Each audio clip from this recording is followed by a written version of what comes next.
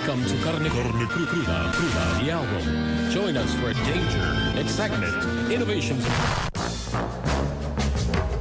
En el peor momento, las peores decisiones. En la tormenta perfecta provocada por una guerra, una pandemia, un colapso energético y una crisis sistémica, Sánchez dice que aguantemos el chaparrón hasta final de mes porque él no abre el paraguas hasta que se lo diga a Europa, como si Moncloa no pudiese hacer nada sin permiso de Bruselas. Los precios, la luz y el gasóleo están por las nubes, el campo, el mar y el transporte por los suelos.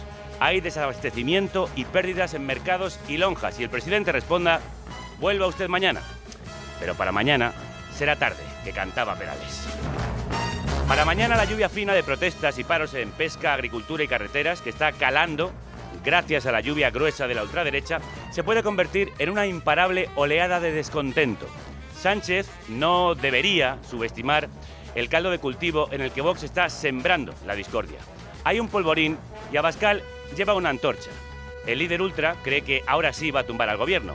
Quiere que los chalecos naranjas sean los chalecos amarillos a la española. Lo que también hay es mucho fachaleco verde de caza. En las protestas del campo este domingo se juntaron agricultores justamente indignados con una patulea de explotadores, cazadores, defensores de la tauromaquia y caciques a caballo. Los santos inocentes que no tienen pan para llevarse a la boca y los señoritos que les tiran las migajas. De igual manera, la Plataforma Nacional del Transporte, que ha paralizado el sector con sus piquetes, es una extensión de la ultraderecha, pero ha conectado con el lógico desánimo de muchos camioneros a los que no les llega el gasóleo a fin de mes. Llamar fachas a todos, sin distinción y sin atención a sus demandas, es echar fuego a ese gasoil. A esto hay que sumar que el sindicato mayoritario de la Guardia Civil, JUCIL, nacido de Jusapol, el ala más cercana a Vox de la policía, critica que Interior les demande más contundencia con los piquetes. Es lo que nos faltaba por ver. Fuerzas de seguridad defendiendo el derecho de manifestación y quejándose de tener que aplicar la mano dura.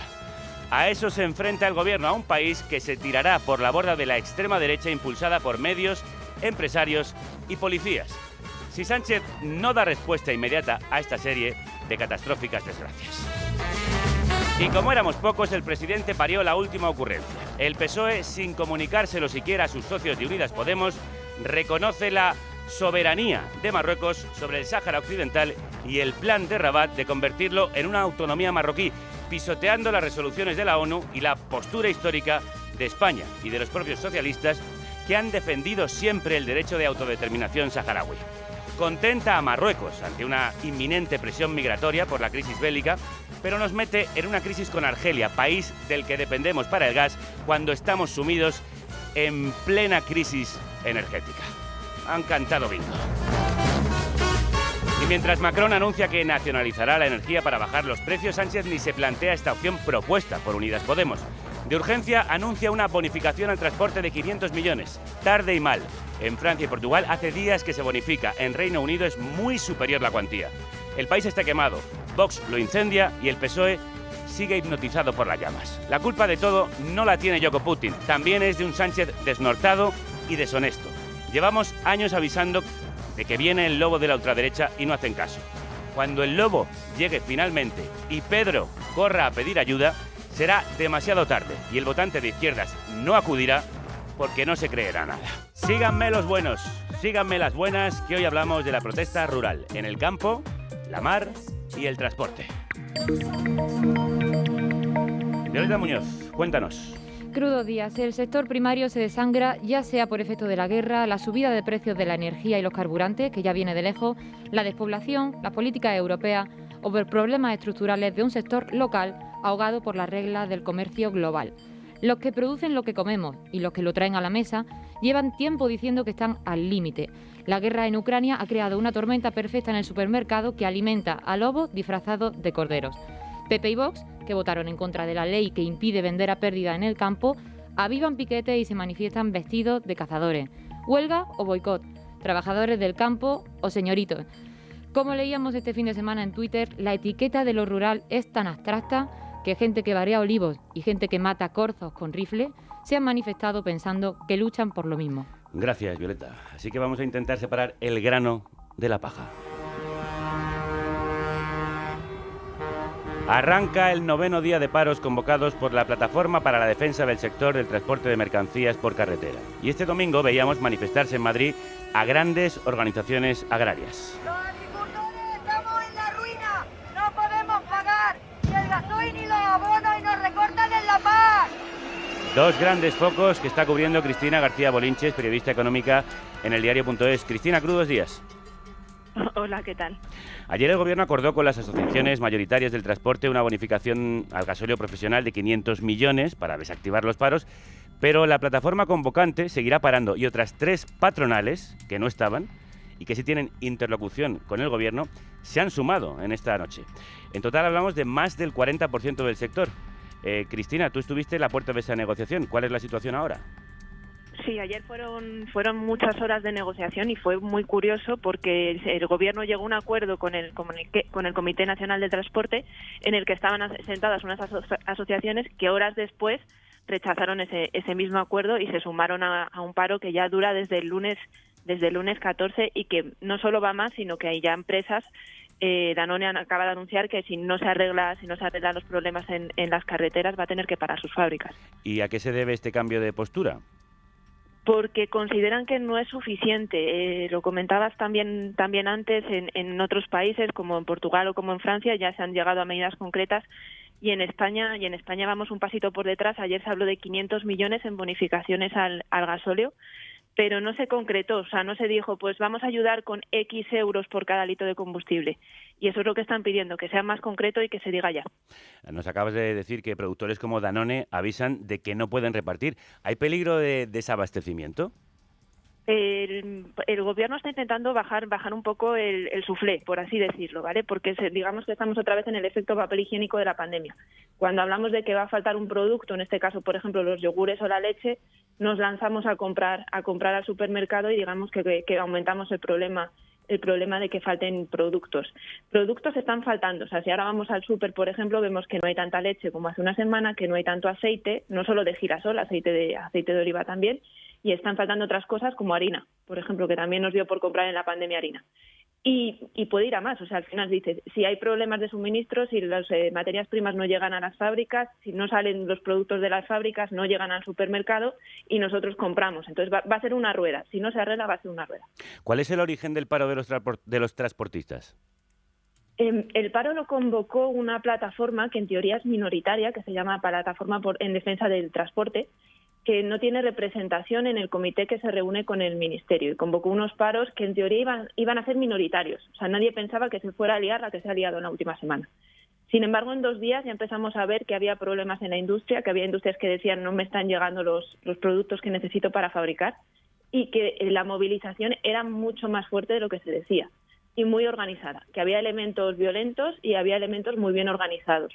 Me contaban, por ejemplo, que se organizaban piquetes no en la entrada de un centro logístico, sino en 2 o 3 rotondas antes, con lo cual ahí no había policía ni guardia civil y no podían llegar. Eso fue casi inmediato. Esto estamos hablando del martes y miércoles de la semana pasada. Y a partir de ahí los paros han ido a más, los piquetes han ido a más y también ha ido a más la policía. O sea, hemos ido aumentando un poco el control y también el número de camioneros que están en huelga. En huelga no, perdón, en paro porque es un paro patronal, no estamos hablando de una huelga de trabajadores. El Gobierno acusa a la ultraderecha de estar detrás de esos piquetes. El Comité Nacional de Transporte por Carreteras, que es nuestro interlocutor y que es quien legítimamente representa los intereses del sector, no secundan estas movilizaciones, este boicot organizado por sectores minoritarios de ultras, apoyados en muchos casos por la ultraderecha y que desde luego están ¿Qué sabemos de estas conexiones, Cristina? Y no la palabra, también como comentabas antes, no podemos decir que todos los transportistas y todos los camioneros son ultraderecha, pero que hay miembros de ultraderecha que están aprovechando la situación para agitarla, parece que ahí está claro. Y que Vox se ha sumado a la protesta y la ha abrazado como si fuera suya también. O sea, en la semana pasada hemos visto miembros de Vox que se han acercado a respaldar a los camioneros en paro, y en el Congreso también vimos a representantes de Vox que decían que no se está escuchando a los transportistas. Vemos que a los transportistas sí se están reuniendo. Lo que pasa es que con quien se está reuniendo el Gobierno es con un comité donde no está la plataforma que ha convocado los paros. Es una situación un poco rara porque además quienes están en el comité ayer sí se sumaron a los paros después de que hubiera un acuerdo. Sí, eso... Sí, dime. No, atención, continúa. Sí, no, que al final dices, hay una situación en la que además, si solamente fuera la plataforma que ha convocado los paros, los que estuvieran provocando incidentes y parando los camiones, no sería suficiente para generar la que se ha generado en esta última semana. Hay muchos camioneros que han parado o bien por miedo, porque no pueden perder el camión, si les dañan el camión no tienen forma de vida, y hay otros que pertenecen a otras asociaciones que también han parado porque en el fondo están de acuerdo, porque lo están pasando muy mal, o sea, porque la situación que hay con el precio del gasóleo y con las circunstancias que vive el sector, que son las que también pedían en la huelga de diciembre, que es así que en el paro de diciembre, que ese sí que se desconvocó, siguen ahí. O sea, al final dices, es un sector que tiene competencia de otros países que son mucho más baratos, que piden, por ejemplo, que los camioneros reclaman no tener que descargar los camiones que transportan. O sea, hay más de fondo que solamente el gasóleo. Lo que pasa es que lo del gasóleo es muy grave. Pero precisamente algunas de las demandas se atendieron en diciembre y por eso los paros terminaron. Se atendieron en diciembre, pero no se han puesto en marcha hasta ahora en marzo, que ha sido cuando lo ha aprobado en el Congreso de los Diputados. O sea, digamos que se va a pasitos y ellos piden que sean más rápidos. Ajá. Y de la carretera al campo, Cristina, el domingo, las principales organizaciones agrarias se manifestaron en Madrid para exigir medidas contra la subida de los costes de producción y contra ciertas legislaciones medioambientales. ¿Qué viste allí? ¿Qué demandas tenían? Porque nosotros vimos como muy diferentes grupos. Sí, como bien dices, fue muy diferente y fue muy heterogéneo. O sea, la convocatoria estaba planteada por el sector agrícola, por el sector ganadero, pero luego estaban los defensores del toro, de cazadores, y te diría que lo mismo, la cifra no es exacta, pero en un 60% quienes estaban allí eran cazadores, eran los más ruidosos y los más visibles. Al final, los problemas que está viviendo el campo con las materias primas, con el gasóleo, quedaron empañados por un sector que reivindica algo que no tiene que ver con la situación que se vive ahora con las materias primas, sino con la ley de bienestar animal, que no es lo mismo. Claro, y al margen de esas demandas de cazadores y defensores de la tauromaquia, ¿cuáles son las del campo, las de los productores? Pues no son tan alejadas de lo que pueden estar pidiendo los transportistas en cuanto al gasóleo. O sea, el gasóleo se ha duplicado el precio en un año y la mayoría de la gente del campo con la que hablamos el otro día decían que no llegan, que con los actuales precios del combustible, a los que se suman el alza de las materias primas, de los cereales, por la situación de la guerra en Ucrania, por los fitosanitarios que les han duplicado el precio casi en un año, no les sale a cuenta porque no pueden subir los precios a la cadena, a los consumidores, de la misma forma que les suben a ellos los insumos. Entonces están contra la espada y la pared, y muchos nos decían que no pueden seguir así, que si siguen así, si no se toman medidas, si no hay ayudas directas, tienen que dejarlo. Paradójicamente, Abascal, que votó en contra de la ley que prohíbe la venta a pérdidas, se manifestó en esta protesta que es contra la venta a pérdidas. Sí, está instrumentalizando... La ley de la cadena alimentaria se aprobó en diciembre y efectivamente lo que pide es que no se pueda vender un producto en un supermercado o en una tienda por debajo de lo que cuesta producir. Y es lo que se estaba pidiendo también el domingo, cuando eso ya está aprobado. Uh-huh. Así que parece que especialmente la ultraderecha está instrumentalizando estas protestas. Sí, digamos que es el que está agitando la calle para sacar rédito. Cristina García Bolinches, es un placer escucharte y leerte en eldiario.es. Un abrazo muy fuerte, muchas gracias. Un abrazo, hasta luego. Y en este noveno día de paros convocados por la plataforma que agrupa autónomos y pequeños transportistas, que no somos tan pocos como están diciendo en la televisión, la ministra y otros medios.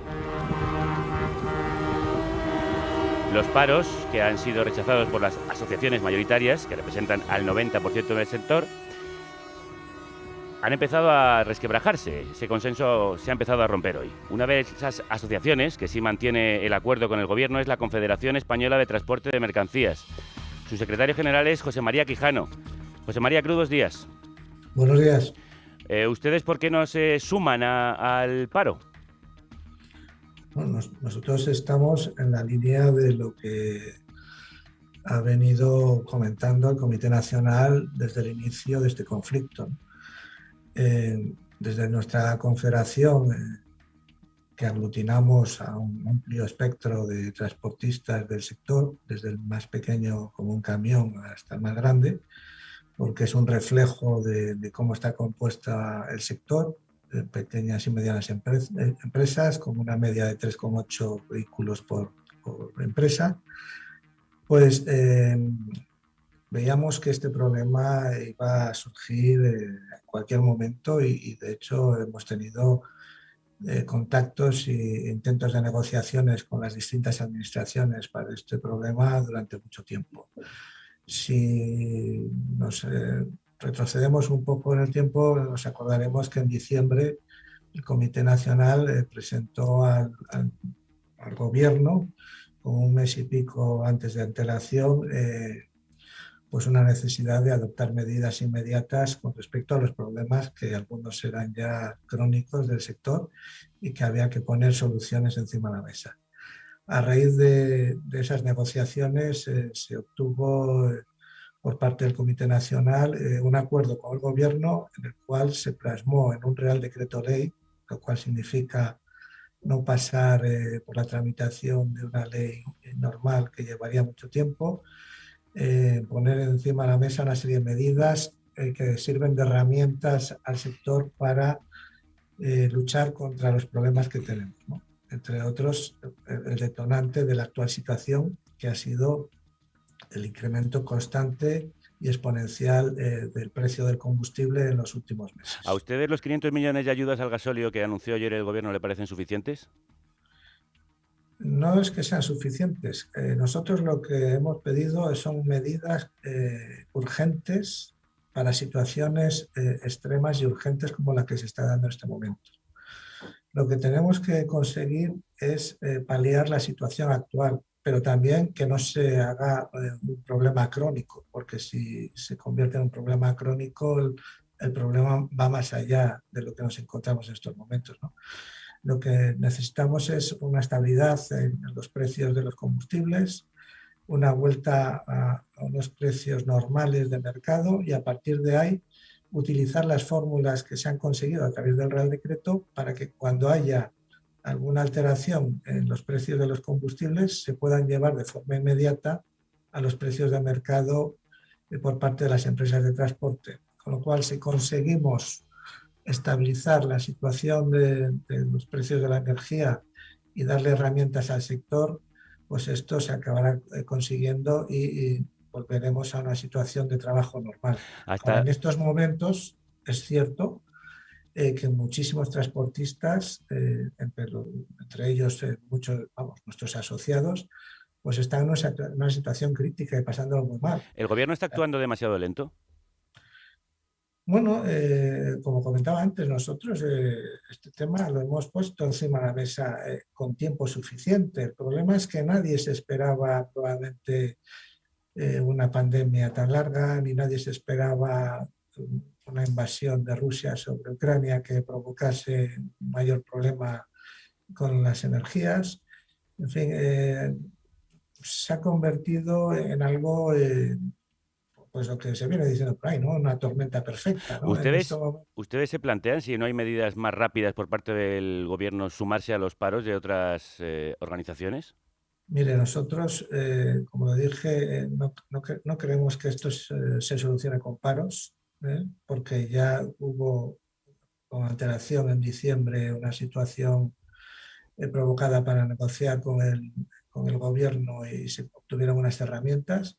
Ahora lo que es importante es atajar esta situación excepcional, dar una cobertura suficiente a las empresas para poder salir del bache y a partir de ahí poner en marcha las medidas adoptadas en el Real Decreto. Hasta 3 de las patronales que estuvieron ayer en la reunión rechazan las ayudas. No llaman a un paro indefinido, pero sí continuarán con ellos. Así lo explicaba en la cadena SER Julio Villaescusa, que es presidente de FENADISMER, una asociación que agrupa mayoritariamente autónomos y pequeñas y medianas empresas del transporte. Nosotros no proponemos ninguna medida de protesta, para nada en absoluto. Nosotros lo que decimos es que con toda libertad las empresas que no pueden seguir prestando servicio, pues es lógico que no lo hagan. Incluso entendemos perfectamente, como lo hemos hecho desde el principio, que cuando una empresa quiere seguir trabajando porque tiene medios económicos o fondos propios para poderlo hacer, pues que preste el servicio. Luego nosotros no estamos planteando ninguna medida de presión para nada en absoluto y tampoco planteamos... ¿Qué le parece que el gobierno lo llame boicot cuando ya se han sumado hasta un 40% de los representantes del sector? Bueno, como acabas de escuchar, no es que se hayan sumado.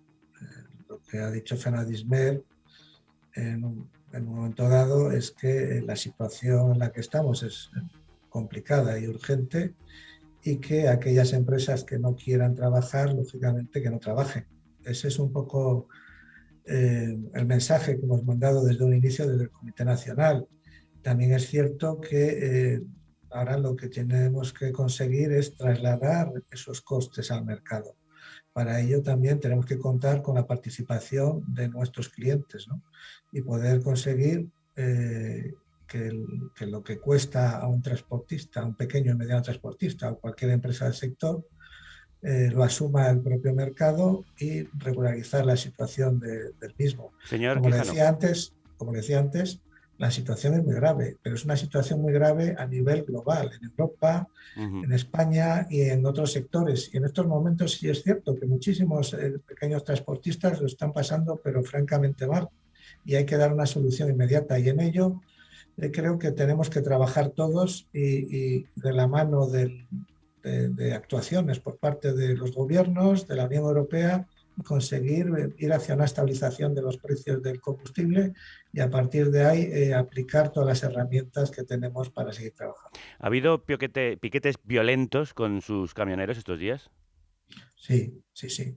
Ha habido muchísimas muestras de violencia, amenazas, rupturas de lunas, pinchazos de ruedas, amenazas personales, y eso ha llevado también a que mucha gente que en un momento dado estaría a lo mejor trabajando a quedarse en sus casas y no salir a trabajar porque, claro, que a ti te quemen un camión o te destrocen las ruedas o las lunas o la seguridad del propio conductor, pues no te trae a cuenta, ¿no? José María Quijano, secretario general de la Confederación Española del De todas formas, también me gustaría decir una cosa, que sí. Yo creo que no es momento de politizar una situación tan grave del sector, ni de un lado ni de otro. Lo que tenemos que conseguir es una solución al mismo, a todos estos pequeños y medianos transportistas y transportistas en general, por la vía de buscar medidas y cuanto antes mejor y que se implanten ya.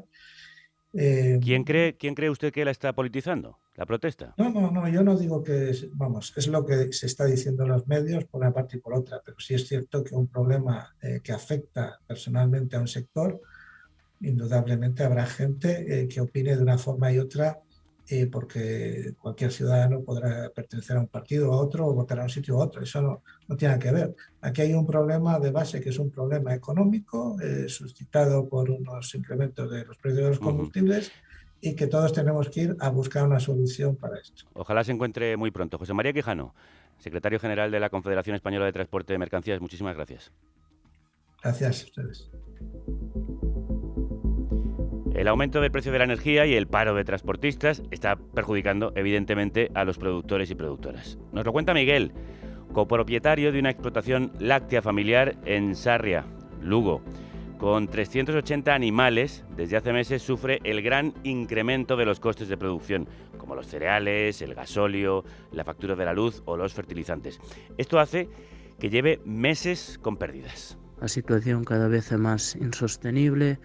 Ahora encontrámonos co tema do paro do transporte, do cual nos solidarizamos e entendemos, pero bueno, ahora mismo pues nadie nos garantiza a recollida de leite, o suministro de cereal pos animais, e a situación pode se volver totalmente insostenible hasta o punto de ter que cerrarse se non se dá solución. Tendrán que cerrar, como escuchabais, si no se da solución a su problema, que es el problema de muchos y muchas agricultores.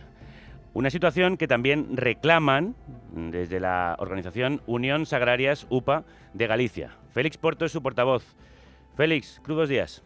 Hola, ¿qué tal? Buenos días. ¿Cómo les ha afectado el encarecimiento de la energía y el paro de transportistas?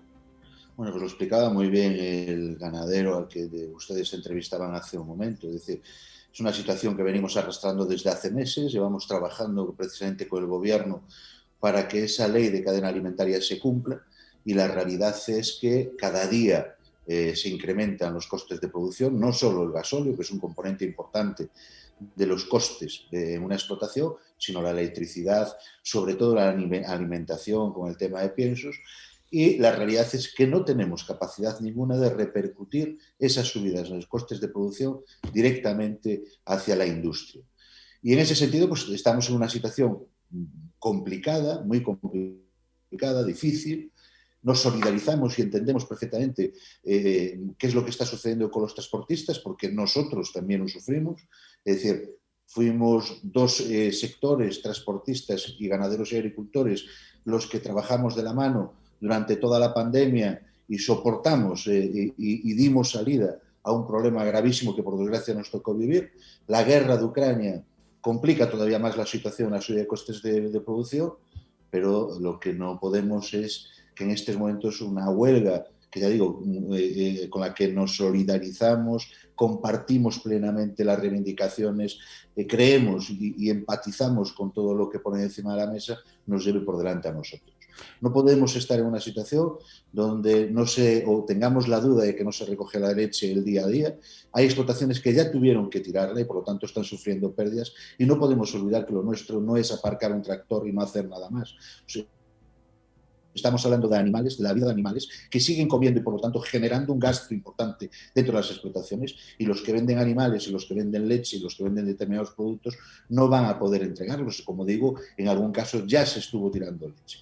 Por lo tanto, necesitamos una garantía de que se establezcan corredores, no solo para sacar la leche de las explotaciones, sino para que las propias industrias reciban los insumos para poder envasar, para poder producir y trasladarla a la distribución. Porque es que si no, esto va a significar que definitivamente muchas explotaciones tengan que cerrar. Y nosotros no tenemos un grifo que podamos cerrar y parar de producir. Ese es el gran problema que tenemos. ¿Reclaman entonces más contundencia al Gobierno para asegurar el transporte de sus mercancías?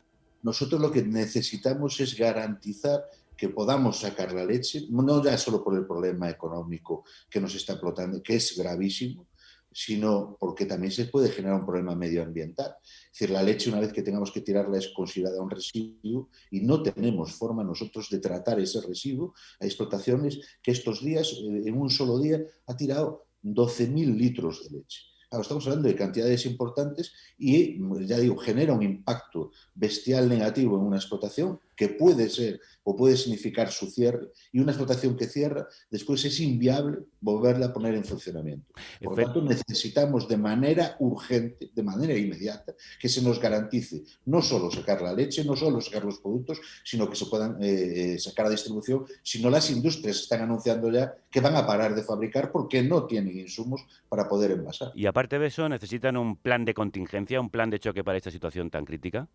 Eso lo llevamos diciendo desde hace tiempo, es decir, por desgracia cada año desaparecen más de 200 explotaciones. Estamos hablando de explotaciones familiares y que tienen una doble función, no solo la económica, que económicamente dentro de nuestra comunidad autónoma y dentro del territorio español tienen un peso económico específico, sino medioambientalmente. Son aquellas explotaciones que fijan población al medio rural, que hacen y salvaguardan, cuidan el entorno de forma que no quede abandonado y que no se produzcan las situaciones que por desgracia se siguen produciendo en provincias como la de Orense, donde el abandono lo que hace es que el medio rural se quede a campo y por lo tanto se produzcan incendios y plagados de lobo y jabalí. Y eso es lo que tenemos que tratar de evitar. Es decir, le cuesta bastante más a la sociedad conseguir después arreglar esta problemática que hacerlo ahora. Y no podemos olvidar que en este momento nosotros necesitamos una salida de forma urgente, es decir, con ayudas directas a las explotaciones que viven y trabajan en el medio rural para que puedan seguir haciendo el papel fundamental que están haciendo estos gobiernos. Eso depende tanto de autonomía como de gobierno central.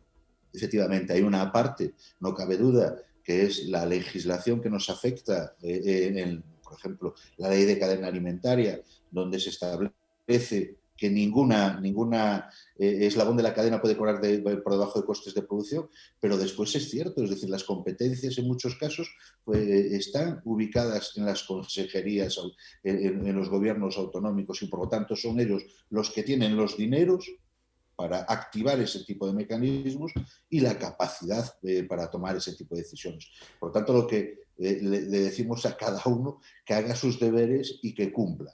Es decir, porque lo de lanzar las pelotas fuera es probablemente lo más fácil que se puede hacer. Pero cuando una persona asume una responsabilidad, la responsabilidad de gobernar supone que asume la responsabilidad de lo que sucede y le tiene que dar solución a los problemas que se plantean.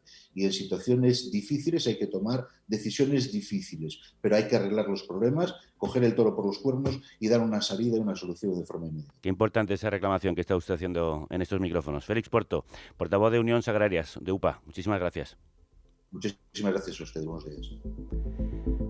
La situación también está afectando al sector pesquero. Los barcos permanecerán amarrados a la espera de que se tomen medidas.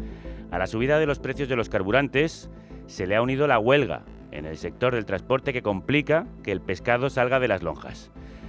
Mari Carmen Navas es la vicepresidenta de la Federación Nacional de Cofradías de Pescadores. Mari Carmen, crudos días. Hola, buenos días. ¿En qué situación estáis? ¿Cómo os está afectando este aumento de los precios de los carburantes? Bueno, pues el sector pesquero está viviendo una situación insostenible, concretamente porque por el alto precio del gasoil en los últimos días.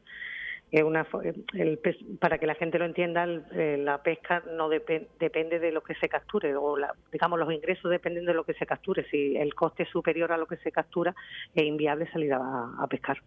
Y esto se agrava con la huelga de transportistas. ¿Qué consecuencias tiene para ustedes el paro? Bueno, las consecuencias son pérdidas sobre pérdidas. Si no hay producto, no hay ganancias, y si no hay ganancias, pues nadie gana, ni los armadores ni los trabajadores. Tienen ustedes una reunión con el Gobierno prevista para el miércoles. ¿Qué medidas reclaman? Bueno, el miércoles a las 5 de la tarde nos recibe el ministro, después de haber solicitado en varias ocasiones reuniones con él antes de que llegáramos a este extremo, y las medidas que reclamamos es igual que en otros países. Por ejemplo, en Francia su gobierno le ha concedido unas ayudas directas de 35 céntimos por litro al gasóleo hasta finales de junio. Nosotros exigimos lo mismo, la puesta en marcha de ayudas de mínimi, bonificación de las cotizaciones y la seguridad social, una línea de préstamos ICO bonificado, ayuda a la paralización temporal debido a las causas excepcionales, y un poco de todo. Un plan muy completo. ¿Entienden que el Gobierno no está actuando con la suficiente celeridad? No, porque lo que nos propusieron la semana pasada, nos reunimos con la Secretaria General de Pesca, y lo que nos propuso fueron ayudas que ya las trasladaron a Europa, ayudas europeas, pero todos sabemos que las ayudas europeas sí son buenas, pero tardan mucho. Sí. Y nosotros el problema es que no podemos aguantar ese tiempo. Claro, ¿cuál es la situación ahora mismo en pescador medio? La situación, pues muy crítica, teniendo en cuenta que no solo ha elevado el gasoil, que a consecuencias de la guerra han subido luz, gas y una serie de productos esenciales que también son necesarios para vivir. Y si no se lleva dinero a casa, difícil. Con el mismo sueldo se están soportando cargas mucho mayores. Mari Carmen Navas, vicepresidenta de la Federación Nacional de Cofradías de Pescadores, muchísimas gracias y muchísimo ánimo. Muchísimas gracias a vosotros. Los supermercados de Badajoz llevan 2 días prácticamente vacíos. Faltan leche y carne, frutas y verduras, pescado. Hasta resulta difícil conseguir pan. Y sabemos que la situación se está repitiendo por toda España. Esto es inadmisible. Echar balones fuera y culpar de todo a la derecha o a Putin, lo siento, no funciona. Influyen, pero no explican la totalidad, y por ese resquicio se está colando una conflictividad social que puede ir a más si no se buscan soluciones. Así empieza un interesantísimo hilo de Twitter de la periodista Azahara Palomeque, colaboradora de CTXT, de La Marea y del País, en el que analiza las claves más profundas de esta situación. Y como lo hace también, pues hemos querido llamarla para terminar este repaso. Azahara, crudos días. Crudos días, ¿qué tal? ¿Qué factores explican esta crisis más allá de Ucrania y de Putin?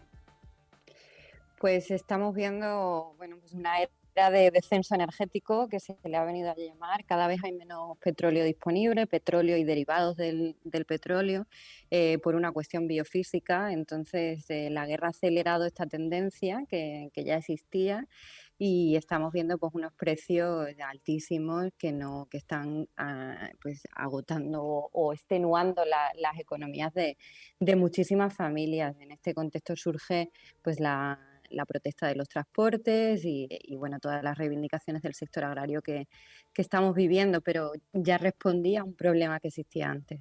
¿Y la guerra cómo empeora la situación?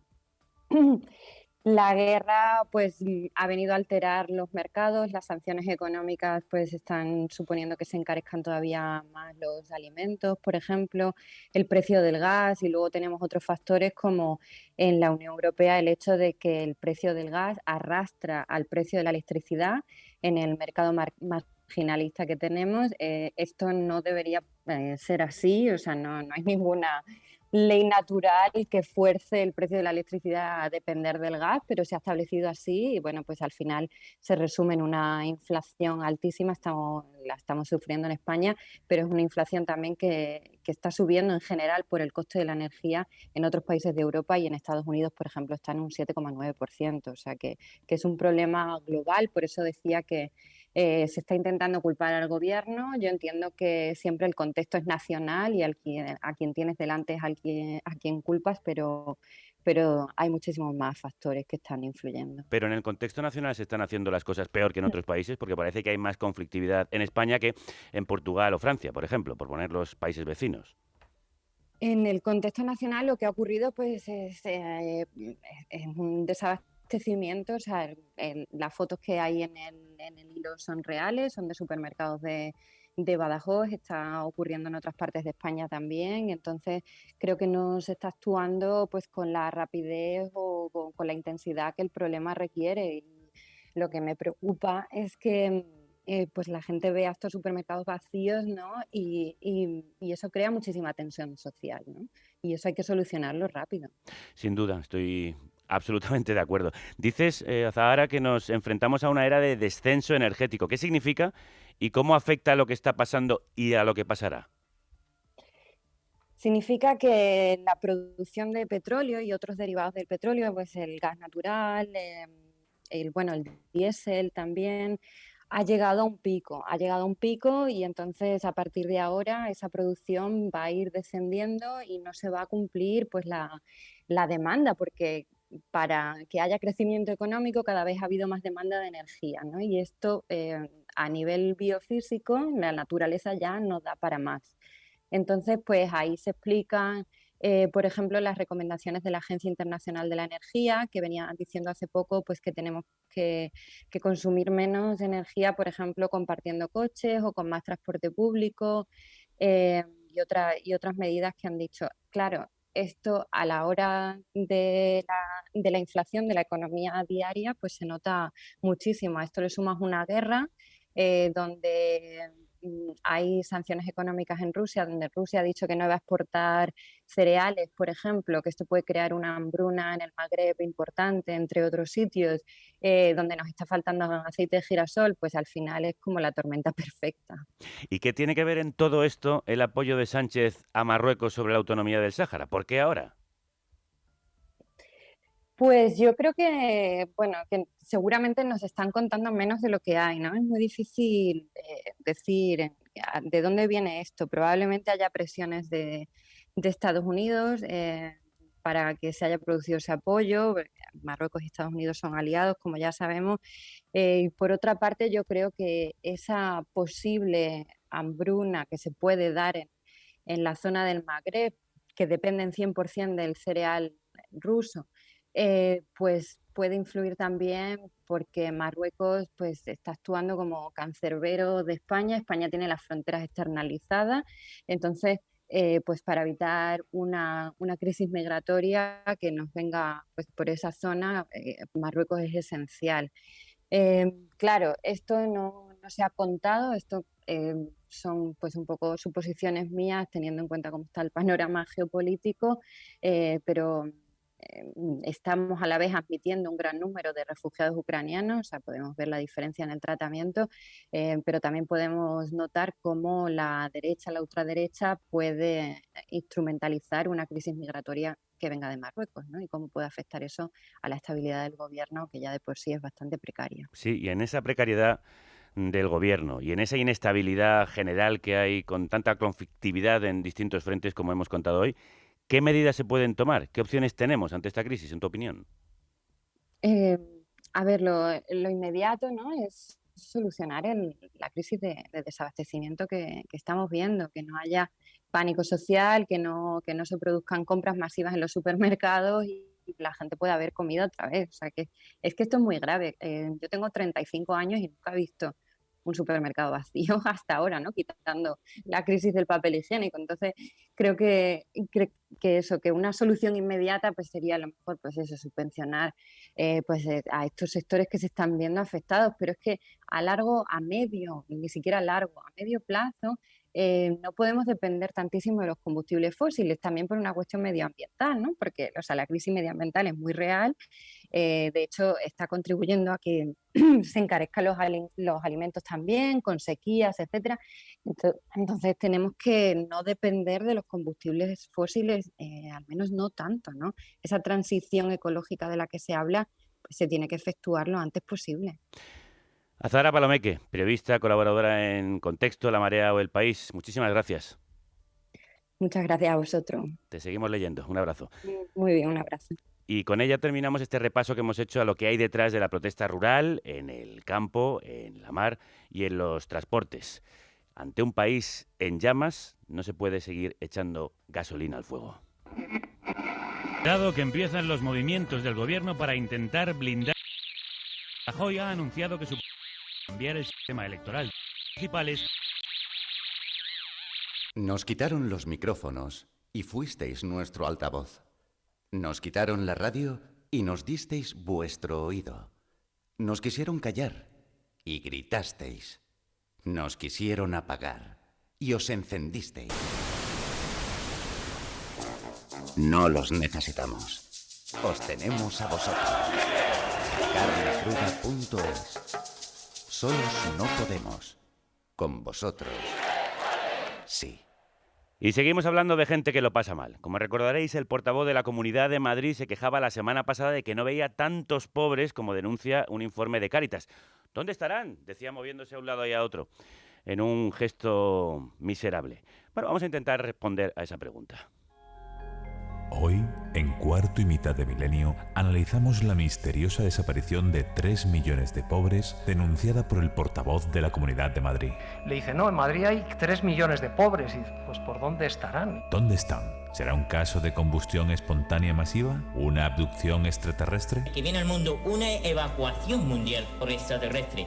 Al mundo vendrán, dentro de poco, 13 millones de naves de una confederación intergaláctica, de Ganímedes, de Constelación Orión, de Raticulí, de Alfa, de Beta. Tal y como están las cosas, no parece algo negativo. Ay, señor, llévame pronto. Precisamente en Madrid ya desapareció una formación política. Ciudadanos desaparece de la Asamblea de Madrid. En la capital no paran de desaparecer cosas. Tus ex, por ejemplo, ya no los encuentras. Puedes cambiar de empresa y puedes cambiar de pareja y no volver a encontrártela nunca más. Desaparecen los pobres, desaparecen tus ex, desaparecen Ciudadanos. ¿Hay más fenómenos inexplicables de desaparición? Joder, ¿dónde está la contaminación, coño? ¿Dónde está la contaminación? A ver, que yo la vea. En la Tierra de la Libertad parece haber desaparecido también la vergüenza, como lo demuestra el propio Osorio, que ya denunció la transformación de los Pablos. No he escuchado a Pablo Casado, he escuchado a un Pablo Iglesias. O la conversión al olaflorismo de sus compañeros de coalición. Pero hablar con Ciudadanos Madrid, pues es hablar con unos folclóricos. Desde el autobús del misterio, le deseamos al señor Osorio una pronta desaparición. Ay, señor, llévame pronto. Lo que está desapareciendo por falta de cuidado es la España rural. Allí también son imprescindibles los pequeños productores y en especial los que apostaron por lo cercano, lo ecológico y lo sostenible cuando nadie lo hacía.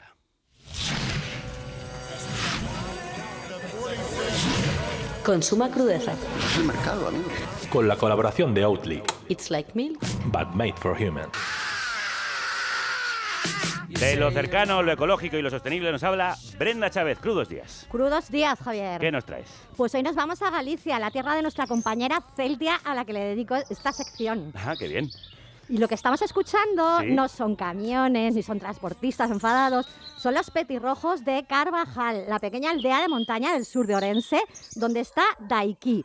El proyecto de alimentación ecológica del que vamos a hablar hoy tiene 25 años ya y es una sociedad cooperativa que comercializa productos de pequeños productores y productoras respetuosos con el entorno, las personas y la salud.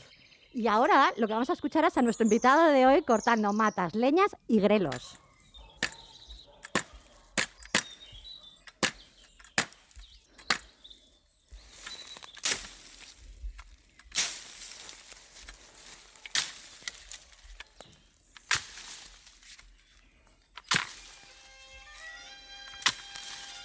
Precioso sonido para recibir a Manuel García, ecoagricultor, fundador de Daikí y, como él mismo dice, activista empedernido.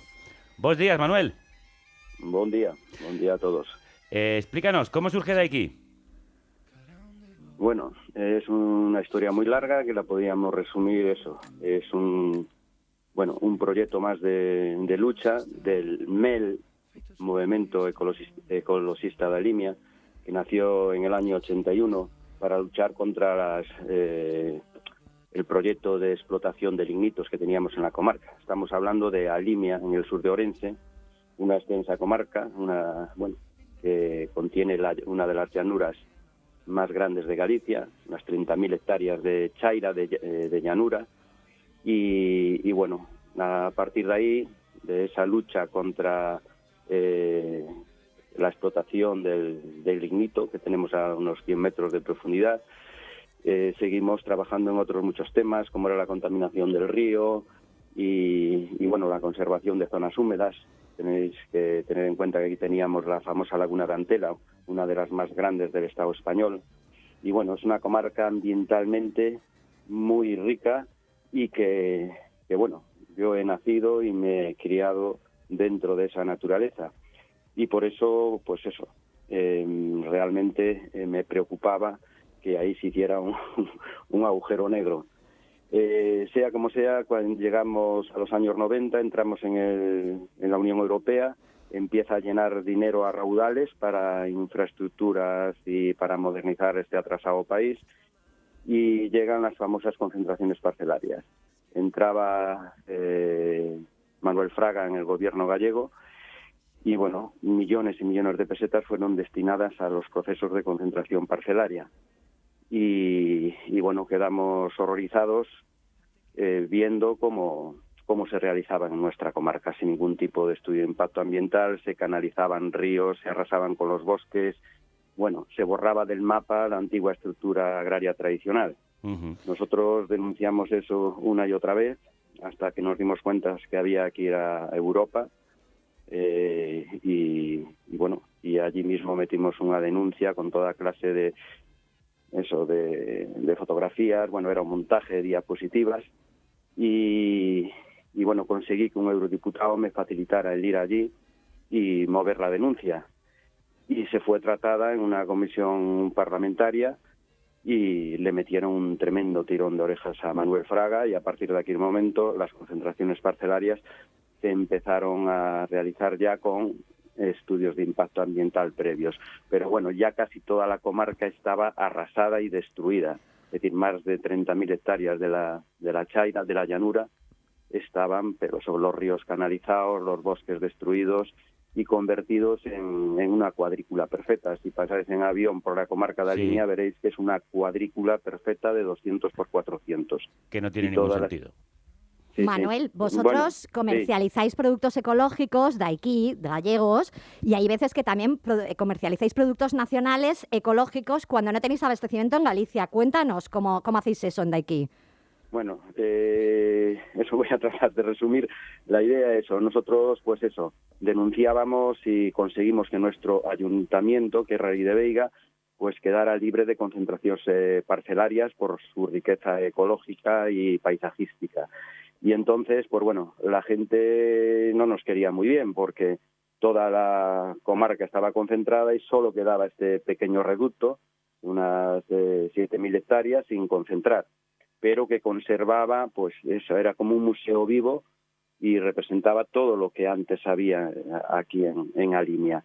Y entonces pensamos que si en vez de dedicarnos solo a denunciar y a decir que no se podía hacer esto y aquello, decidimos pues que pensar en la idea de que si encontráramos una gente que pagara un precio suficiente y justo para que los agricultores de esta zona pues siguieran trabajando como lo hacían. Aquí la gente en los años 90 aún no utilizaba herbicidas, es decir, cultivaba aún de una forma muy tradicional y muy respetuosa con el entorno. Y esa gente existe. Creo que hemos hablado con alguno de ellos, ¿verdad? Sí, vamos a escuchar a Natalia, que es consumidora de Daiquí. Compro en Daiquí desde que vivo en Ourense hace 10 años, porque me ofrece productos ecológicos, de producción propia y de otros pequeños productores responsables con el medio ambiente.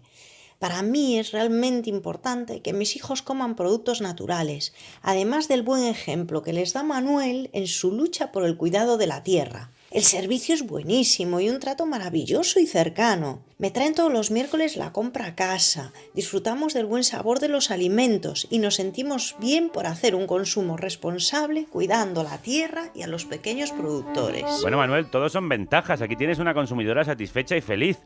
¿Cuántas familias como la de Natalia consumen vuestros productos y cómo organizáis los pedidos? Bueno, tenemos eso, somos una pequeña empresita y unos igual 200, 300, de los cuales a lo mejor solo piden unos 50 a la semana. Y bueno, nos organizamos, hicimos una pequeña web ya hace bastantes años y la gente, tenemos un listado, la gente lo ve y hace sus pedidos y entonces nosotros pues recogemos la verdura y los productos que hay en la huerta. Y bueno, digamos que nosotros producimos también directamente, yo en concreto junto con otro compañero, pero luego no producimos suficiente como abastecer a todos nuestros clientes. Entonces contamos con la ayuda de otros productores de la zona o incluso de otros productores que producen alimentos que aquí no se producen, ¿sí? Como por ejemplo lentejas o otros, bueno, naranjas o mismo plátanos. Oye, y entonces, sí. Ay, perdona, Manuel. Termina. Sí. No, digo que eso nos ayuda, el traer esos productos que consumen habitualmente la gente en la ciudad, pues nos ayuda a vender nuestra producción y la de nuestros socios productores. Sí. Entonces, bueno, en un principio éramos muy radicales, nos llamábamos el Abregos Daiquí, queríamos que la gente consumiera los alimentos que aquí se producían tradicionalmente. Pero pronto nos dimos cuenta de que la gente en la ciudad ahora come productos que aquí no se cultivaban, brócoli, coliflor, ya os digo, lentejas, arroz, y entonces fuimos introduciendo productos básicos y eso nos ayudó, pues eso, a rentabilizar mejor las entregas que hacíamos a nuestras familias. Oye, hablaba Natalia del buen ejemplo que le das a sus hijos por la lucha con el cuidado de la tierra que te traes. Tu activismo te ha hecho sufrir acoso judicial de la empresa Coren. Incluso Greenpeace hizo un informe hace 2 años llamado Coren contra Manuel. Ese Manuel eres tú. Cuéntanos, ¿por qué ocurrió ese acoso judicial? Pues porque, bueno, llevamos años denunciando los efectos de la ganadería industrial aquí en la comarca y bueno, pues llegó un momento en que ya un poco desesperados empezamos a apuntar cara al culpable y el culpable se llamaba Coren, aparte de la administración. Y bueno, a estas empresas no les gusta que nombres su nombre en vano. y bueno, la verdad es que llegó un momento en que continuamente estábamos en los medios, en televisión, en prensa, pues eso, denunciando la mala gestión de residuos que hacía esta empresa de ganadería industrial. Y entonces, como reacción, pues eso, empezaron a mandar cartas amenazantes a varios compañeros y a mí mismo. Y bueno, llegó un día que organizamos una especie de jornada sobre el impacto ambiental de la ganadería industrial en la ciudad de Ourense, en plena universidad, y eso ya no lo pudieron soportar. Y entonces pues me enviaron pues una amenaza de demanda, es decir, me convocaron a un acto de conciliación, el juzgado de Sinzo, donde me pedían que me que saliera públicamente, pues eso, desdiciéndome o desmintiendo todo lo que hablábamos sobre la ganadería industrial. Y bueno, yo asistí a ese acto de conciliación, donde por cierto había como unos 100 ganaderos amenazantes a la entrada del juzgado, y bueno, y allí me reafirmé totalmente en lo que veníamos denunciando. Manuel, y bueno... vamos a escuchar a una pequeña productora también, una compañera tuya, que es María José de Mimá, una explotación familiar de la huerta ecológica e apicultura en Gallariz, Ourense. Facemos maioritariamente venda directa, pero cando non conseguimos dar saída a algún produto, temos a posibilidade de venderlle a daqui. Manuel e María José mostraron sempre un respeto e incluso admiración polo noso traballo. Admiración que é mutua, pola súa trayectoria tanto na produción ecolóxica como na loita ecoloxista. Por tanto, a pesar de ter unha relación comercial, sentímonos nun trato de igual a igual, de compañeiras labregas. Bueno, qué buen rollo, ¿no, Manuel? Entre unas y otras. Sí, eso no me lo esperaba yo, pero bueno, la verdad es que, bueno, ese es uno de los objetivos principales que aunque nació Daiki fue precisamente, ¿no? Conseguir un precio justo y revalorizar lo que es la profesión de agricultor. Es decir, yo pienso que los agricultores tienen que tener, pero los agricultores con mayúsculas, es decir, no los conductores de máquinas, los agricultores que producen alimentos respetando el entorno, el agua, el paisaje, esos son agricultores. Claro, es decir, mis padres, mis abuelos eran agricultores. Eso es. Lo que hay ahora, por desgracia, no son agricultores, han destruido la tierra. Es decir, la producción de alimentos hoy es realmente tiene un impacto ambiental tremendo y lo estamos viendo ahora. ¿Y qué dificultades encontráis los agricultores como vosotros, que cuidáis la tierra, para ser sostenibles? Pues que la producción convencional no refleja los costes de producción que tiene, reales. Claro. Y entonces, pues toda la gente piensa que los productos ecológicos o de artesanales que son muy caros, cuando no es así. Porque los alimentos convencionales, si reflejaran el coste ecológico que tienen a la hora de producir, o se le quitaran las ayudas, las subvenciones tremendas que tienen, pues esos productos tendrían que ser mucho más caros que los de producción ecológica. Pues tenemos a otro compañero. Es lo inconveniente principal, es decir, no hay más gente produciendo en ecológico, claro, porque no hay más mercado para esos alimentos.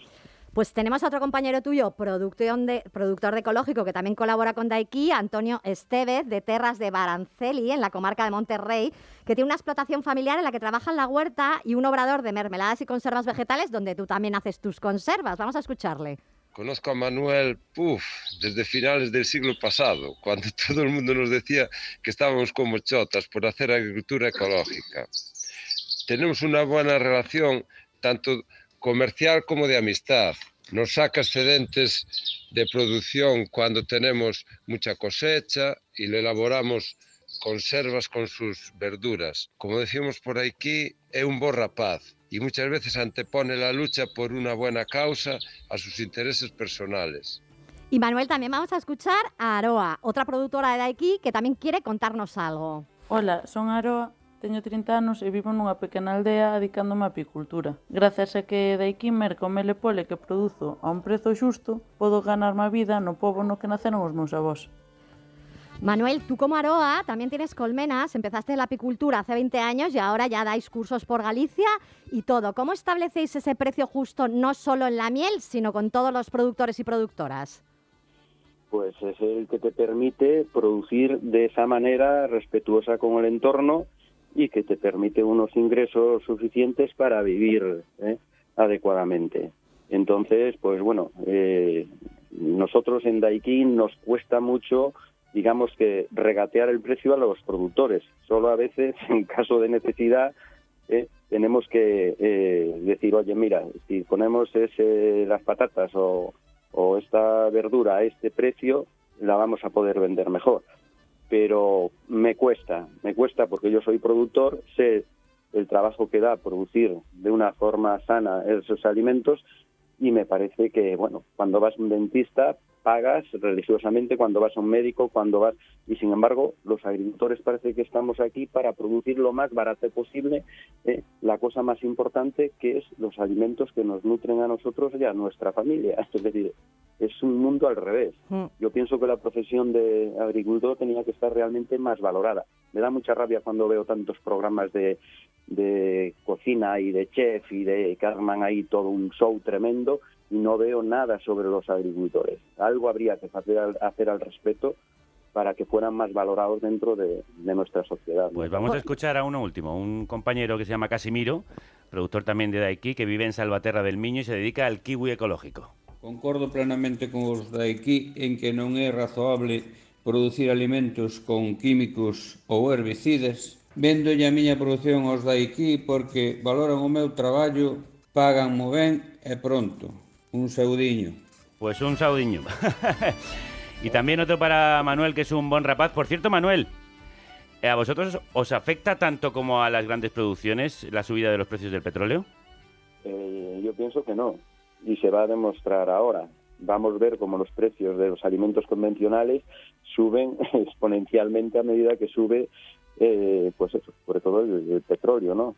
Está claro de que tenemos un tipo de agricultura totalmente, agricultura y ganadería industrial totalmente dependiente del petróleo y de esta globalización. Es decir, hoy la empresa Coren y las empresas de ganadería industrial ya están pidiendo ayudas al gobierno porque se le están muriendo los animales de hambre.